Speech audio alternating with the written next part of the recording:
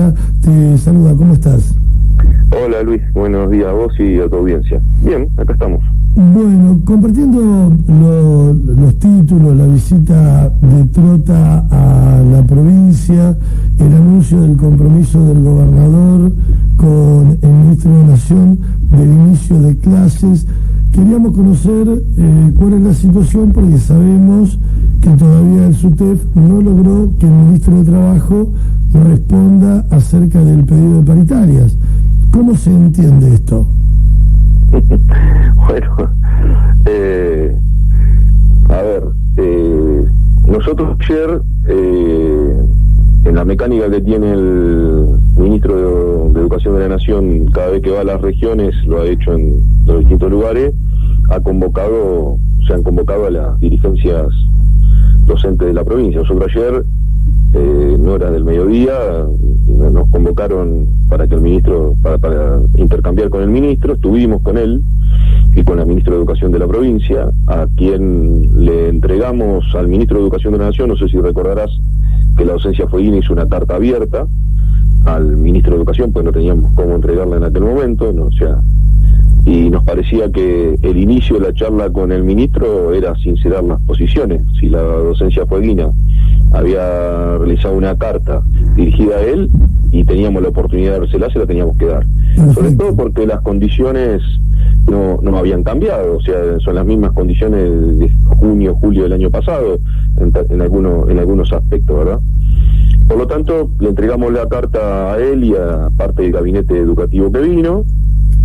Tuvimos una charla de unos cuantos minutos con el gabinete y después con él, en el cual le escuchamos, obviamente, lo que él plantea, y después le hicimos una devolución, hicimos algunos planteos de lo que nosotros creemos, con mucha humildad a nivel nacional, porque si bien nosotros somos parte de la conducción nacional de la CTA Autónoma, desde el punto de vista de la dirigencia nacional de la educación, si nos juntamos con otros gremios provinciales, no queremos denominarnos representantes de docentes nacionales, que no somos, pero sí darle nuestra mirada. Y en la carta abierta decimos que la docencia es pobre en toda la Argentina, y para eso no hace falta ser ningún dirigente nacional, sino tener contacto con docentes de todo el país, cosa que tenemos. Por lo tanto, dijimos que ese es un tema importante que hay que discutir. Planteó que va a convocar a la paritaria nacional ahora en febrero. Planteamos la necesidad de discutir el salario en la provincia. Le dimos el monto con el que nosotros estamos trabajando, o sea, cuánto cobra un docente en la provincia. Le dijimos que eso para nosotros es un tema central. En ese momento la ministra nos planteó que el día 5, ahí ya te voy contestando, el día 5 de febrero somos convocados a paritaria, y después empezamos a discutir algunos otros aspectos que nos parecen sumamente importantes. Preguntamos sobre él hizo referencia a los 5 núcleos o 5 grupos de vacunación. Preguntamos qué es lo que tenían previsto para la provincia. Nos dijeron que todo depende del ritmo de llegada de vacunas, principalmente las de Sputnik V, pero también habló de la de Oxford y demás. Y nosotros le hicimos algunos planteos que van en esta dirección.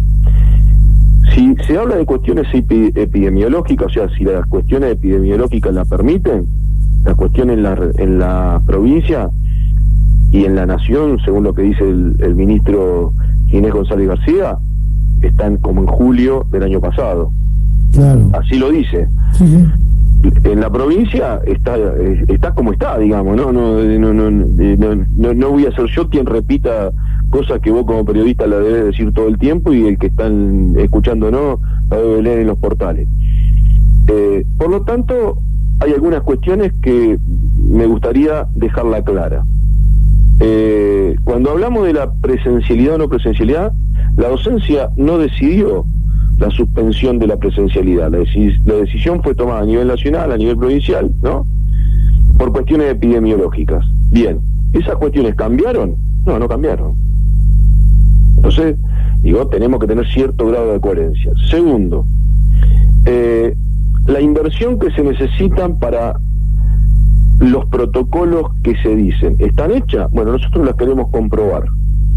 Nosotros queremos ver, por eso está la paritaria, escuela por escuela, jardín por jardín, colegio por colegio, cuál es la situación que tenemos, porque en esos lugares no solo que van a estar nuestros compañeros y compañeras, sino que además van a estar los compañeros auxiliares de educación y los alumnos y alumnas. Ahora, permitime dar algunos datos que para mí son útiles y creo que para el común de la población también. Nosotros podemos coincidir con vos, Luis, que en la provincia somos algo más de 200.000 habitantes. Sí. 210, 220, 230 más o menos. Sí, sí. Bien. De esos 230, vamos a 210, 230, vamos a tomar un número caprichoso, 230. Hay 50.000 alumnos y alumnas en todos los niveles y modalidades desde el nivel inicial a la universidad. Además, hay algo así como 6.500 docentes, entre 6.500 y 7.000 docentes. Y además tenemos los compañeros y compañeras auxiliares de la educación, que son otro tanto. Es decir, el número se podría redondear que directamente involucrado en el sistema educativo estamos hablando de algo así como 65 o 70.000 personas, directamente. Es decir, 1 de cada 3 habitantes de la provincia está involucrado directamente en las escuelas. Por eso se para en Israel, por eso se para en distintos lugares del mundo cuando empieza la circulación en los sistemas educativos. El crecimiento de los contagios es exponencial.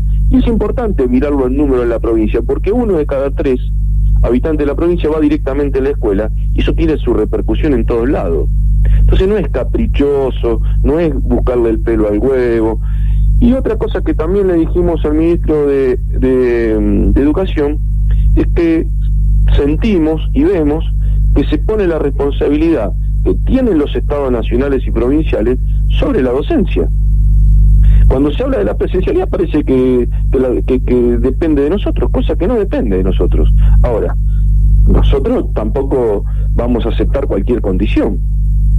No sé si soy claro. Bueno, en eso versó la discusión, o la charla, mejor dicho, y también le planteamos algo que a nosotros nos preocupa, que vos nos has escuchado decirlo muchas veces durante el año, y bueno, y la nota que me hiciste los otros días, es que durante el proceso de cuarentena, hasta filósofos escribieron libros diciendo que no podíamos volver a la vieja normalidad que nos había llevado a la pandemia. Y nosotros le dijimos que para nosotros y nosotras el mejor inicio que puede tener la educación pública es un gran congreso pedagógico, tanto en las regiones como en la nación, para que los que estuvieron en la primer línea pedagógica de trabajo en pandemia cuenten cómo fue esa situación y cuál es el punto de partida para poder volver a otra normalidad, ir a otro modelo que no nos lleve de vuelta al desastre mundial que tuvimos, y que nosotros lamentablemente no vemos esa convocatoria, y lo que vemos es que se repiten viejos modelos, que ahora los especialistas que no dieron ningún lineamiento a ningún aseño, a ninguna maestra, ningún maestro, ningún profesor, de cómo podía llegar al alumno y alumna que no tenía conectividad, que no se conectaba porque no quería, o aquel que se conectaba pero le era dificultoso por la situación familiar. Ahora vienen a decirnos cómo sería la vuelta, ¿no?, a la presencialidad, y nos parece que eso es algo que no nos podemos permitir, porque hay un capital acumulado en la docencia argentina, nosotros lo decimos por la provincia, que no puede ser desaprovechado. Así que bueno, digamos, tocamos todos los temas y obviamente que dejamos planteado nuestra mirada y obviamente nuestra preocupación por los temas que debemos abordar rápidamente. Acá también nos pasa, porque a mí también soy parte de la sociedad y digo, sí, las clases presenciales tienen que regresar, son necesarias, pero también es el planteo que vos bien desarrollaste. No se trata de 10 pibes frente a un maestro, se trata de todo el movimiento que genera el sistema educativo en la provincia. También me preguntaba, con mi desconocimiento, con mis limitaciones, ¿cómo hago para sanitizar los espacios escolares? No me va a alcanzar con 4 POMI por escuela. Se necesita una inversión. Pero además vos tenés un tema ahí, Luis. Una inversión en recursos humanos importante. Pero lógico, pero además ahí vos tenés un tema con los compañeros y compañeras auxiliares. Que no, son primero porque tenés un tema que tiene que ver con que... Yo te digo porque tengo vecinas que ayer estaba saliendo por, no me acuerdo, antes de ayer, y cuando cuelgo tenía vecinos. Yo tengo vecinas que son auxiliares de educación y me daban la descripción del personal de riesgo, que son personas de riesgo, y te dan más o menos, porque es lógico, dentro de esas 70.000 que yo te digo, ¿cuántos hay docentes, personas de riesgo? Es decir, ahí vos tenés un primer punto. Segundo, dentro de lo que son los auxiliares, que no se está poniendo el foco en ellos y en ellas, pero van a ser un eslabón, si siempre lo son, porque son los que te reciben al pibe, a la piba, los que limpian, los que cocinan, siempre lo son, siempre son importantes. Ahora son aún más, porque no solo hacen esa tarea, sino que van a tener que garantizar las ventilaciones, la sanitización, una cantidad de cosas que obviamente que lo ponen en un lugar sumamente importante, y que le tienen que prestar la atención que merecen, porque son los que te garantizan la salubridad, si se quiere, de los lugares en los cuales se pretenda impartir educación, ¿no? Yo tengo una mirada de precarización del sistema de higiene en las escuelas, porque me ha tocado entrevistar gente que me dice que trabaja en una jornada reducida porque prestan servicio en determinada escuela. Y claro, si está tan precarizado, tampoco puedo evaluar dentro de la población. Estamos hablando de los auxiliares, ¿no? Los que no van a poder presentarse al lugar de trabajo por su condición de salud. Y también me pasa por los oyentes que me dicen: yo no mandaría a mi hija a la escuela ni loco, porque en casa tenemos gente de riesgo, que también son situaciones para contemplar. Bueno, ahí están los 70.000, que son 1 de cada 3 cuando vuelven. Claro. Por eso se tratan cosas, o sea, yo respeto todas las opiniones, ¿no? En relación a la vacuna, no vacuna y todo lo demás. Yo eso lo respeto, yo tengo una posición, capaz que el que me escucha y está en contra irá a estar recontra equivocado como en todo lo que hace. Yo soy de los que cree que la vacuna es importante. Obviamente no creo que las vacunas de estos temas son vacunas de emergencia, porque se hacen sobre la base del emergente y de la situación que tenemos. Ahora, no obstante eso, me parece que hay que tratarlo con mucha responsabilidad, porque lo que no se puede generar en la población es miedo al ir a la escuela, que es uno de los temas que tocamos ayer con el ministro. Nosotros queremos que la escuela siempre sea un lugar seguro, y no puede tratarse de manera liviana y de manera, para mí, con un grado de oportunismo muy grande, porque queda bien y porque hay un sector de la población que necesita, quiere o desea, como todos, que volvamos a las aulas, pero que tiene que ser en condiciones seguras, donde no se digamos, ponga en riesgo las cuestiones sanitarias, que tanto esfuerzo económico, tanto esfuerzo familiar y tanto esfuerzo humano ha llevado todo este tiempo. Y me hace pensar en el transporte escolar y también en el sistema público de gestión privada, que también puede tener otras herramientas, pero el riesgo frente al COVID es exactamente el mismo. ¿Cómo hacen para adecuar esas estructuras